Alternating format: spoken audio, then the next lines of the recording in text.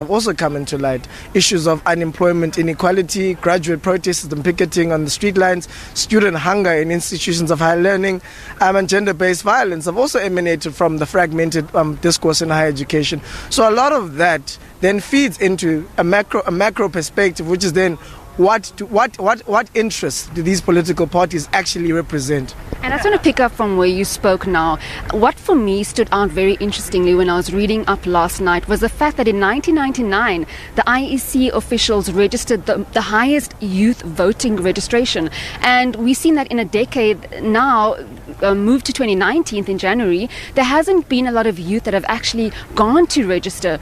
That for me is quite concerning, especially when they are the majority. Why do we see, in layman's terms, why do we see the youth not wanting to vote? Do you believe that they perhaps feel that there aren't any political parties that really speak to them?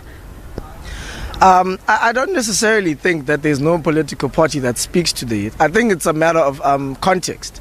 So if we look at the struggles that generation particularly faced, it was more of a consciousness-driven approach to voting, whereas it was a struggle for liberation and democratic one-man, one-vote approach to voting, which is why people were so desperate for that political freedom. What then faces our generation is that now that the political freedom has been attained, how do we then attain the economic freedom? That is the real challenge that we're facing. I myself, I'm a fortunate postgrad economics student, and I'm a student entrepreneur, but I'm faced with the mammoth task of trying to strike the balance of running a business in an institution of higher learning because I don't want to be unemployed should I leave the confines of this university. A lot of students are finding that a very scary reality. Some of us have become innovative enough to start businesses while we're studying. But the scary interest is that can a political party actually deliver a job? Can a political party teach you how to run a business? Those are the different questions that come and emanate from this discussion. So the politics actually influence whatever end goal and the value chain of higher education. So if I was to speak for myself in the context of higher education, I'm pretty petrified of being unemployed. I'm petrified of going back and being poor. No one wants to be poor.